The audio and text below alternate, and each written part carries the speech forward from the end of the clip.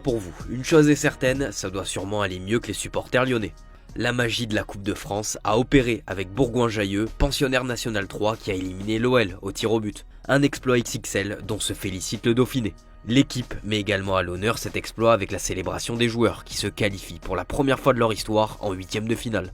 Le Progrès se penche sur la performance lyonnaise et parle de grosses fautes professionnelles. Pierre Sage a évoqué le sentiment de honte, il s'agit d'une tragédie pour le club. Lyon s'est fait piéger et le PSG n'est pas passé loin non plus du drame contre Espali. Il y avait 2-2 jusqu'à la 88e avant que Barcola puis Ramos délivrent Paris pour s'imposer 4-2.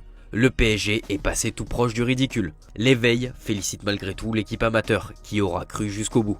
L'essentiel est assuré par le PSG qui peut s'occuper du dossier Milan Skriniar. Le Slovaque a des touches à Galatasaray, Fenerbahçe, Aston Villa et Tottenham. Il va devoir trancher et son club espère un prêt avec une petite option d'achat. Ça sent aussi très mauvais pour Presnel Kimpembe. Présent dans le groupe, on pouvait s'attendre à ce qu'il soit aligné face à un adversaire plus faible, histoire d'enfin retrouver les terrains après cette longue absence. Eh bien Luis Enrique a décidé de ne pas l'aligner alors qu'il a pourtant fait du turnover avec d'autres jeunes, mais pas Kimpembe. Une situation qui interroge et qui peut être perçue comme un manque de respect. Lucho a tenté de justifier l'absence du défenseur par l'état catastrophique de la pelouse. Chacun acceptera ou non cette explication. A noter le bel exploit de Cannes venu à bout de Lorient, leader de Ligue 2 sur le score de 2-1. Défaite 1-0 de Rennes à 3 qui s'enfonce encore un peu plus dans la crise.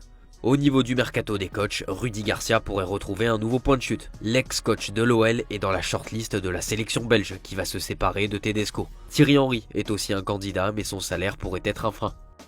Direction la Première Ligue avec Arsenal qui sort vainqueur de ce derby palpitant face à Tottenham. Un succès 2-1 et une course au titre un peu relancée pour le Mirror. Il faut dire que Liverpool a légèrement diminué le rythme en PL aussi. Pas de là non plus à parler de crise, comme a voulu tempérer Van Dijk, interrogé sur cette méforme. Liverpool a surtout manqué de réussite, mais la qualité est toujours là. Il faudra s'en remettre comme souvent à Salah, qui a reçu tout récemment une nouvelle offre complètement folle d'Arabie Saoudite, selon le Sun.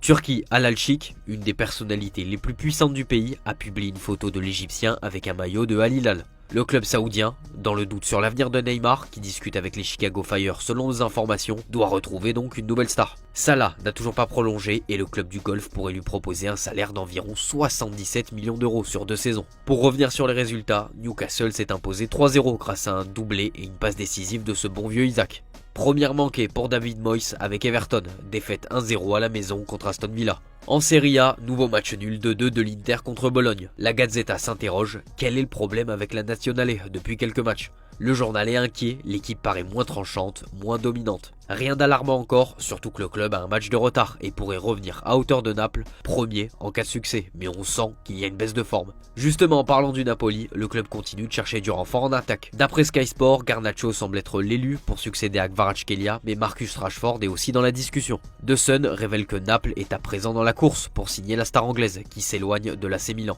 Conte a validé son profil, un prêt est à l'étude. Le mercato est en revanche plus concret à la Juve. Tout au sport est ravi de l'arrivée de Kolo Muani. Sa visite médicale était prévue hier en Italie, mais a dû être décalée à cause du retard de son vol. Les tests médicaux sont prévus aujourd'hui, il va ensuite rencontrer ses coéquipiers et devrait être disponible pour le match face à Milan samedi. L'avenir à moyen terme du Français est lié à Vlahovic. Si le Serbe ne prolonge pas, la Juve pourrait s'en séparer et installer RKM. La Juve attend également du renfort en défense centrale. Selon nos informations exclusives, le club italien a noué des contacts avec Axel Disasi pour un prêt. Direction l'Espagne avec Marca qui s'enflamme sur sa une pour Alphonso Davies. Retour de cette interminable rumeur, mais il y a du nouveau. Le journal explique que le Bayern fait pression sur le Canadien pour le conserver. Le club bavarois a même proposé une prolongation de contrat au joueur, avec un gros salaire à la clé qui ferait de lui le deuxième joueur le mieux payé du Bayern, juste derrière Harry Kane. Mais le Real Madrid se dit confiant dans ce dossier, c'est entre les mains du joueur. L'actuel latéral du Bayern serait tombé d'accord sur la plupart des détails de son futur contrat. Ambiance plus triste pour Arda Güler et Hendrik. Les deux n'ont pas disputé la moindre minute de jeu lors de la Supercoupe d'Espagne. Ils perdent du poids au sein de l'équipe. Côté Atlético, on continue la belle dynamique avec ce succès facile 4-0 sur la pelouse d'Elche en Coupe du Roi malgré le turnover. Et impossible de ne pas parler du Barça qui a infligé encore une manita. La victime cette fois se nomme le Betis Séville. Victoire 5-1, une nouvelle démonstration avec un show signé Lamine Yamal. Un but et une passe décisive pour la pépite qui nous a gratifié de superbes gestes en plus. Il est décrit comme un roi par Sport. Stratosphérique pour Mundo Deportivo qui souligne sa palette technique digne d'un génie. C'est le leader de cette équipe qui fait peur à ses adversaires pour As. Son coach Hansi Flick a salué une nouvelle fois sa précocité et son talent. 8 buts et 13 passes décisives pour lui cette saison. On termine en Allemagne avec la grosse victoire 5-0 du Bayern contre Hoffenheim. Harry Kane et Leroy Sané ont été les deux artisans majeurs de ce succès. Bild évoque le cas de l'ailier allemand en fin de contrat en juin prochain. Il est libre de négocier s'il veut et la tendance était à un départ. Sauf que le média explique que sa performance d'hier fait hésiter les dirigeants et Vincent Kompany. L'entraîneur a joué avec lui à City et l'apprécie beaucoup. Une prolongation n'est pas à exclure s'il continue donc sur cette lancée. Enfin, Dortmund a posé un ultimatum à Nuri Sahin. Le BVB lui laisse les 2 prochains matchs face à Francfort et Bologne pour gagner. S'il y a défaite, la direction prendra la décision de le virer. C'est tout pour ce matin les amis, merci de votre fidélité et on se donne rendez-vous tout à l'heure pour le JT Foot Mercato. Ciao ciao.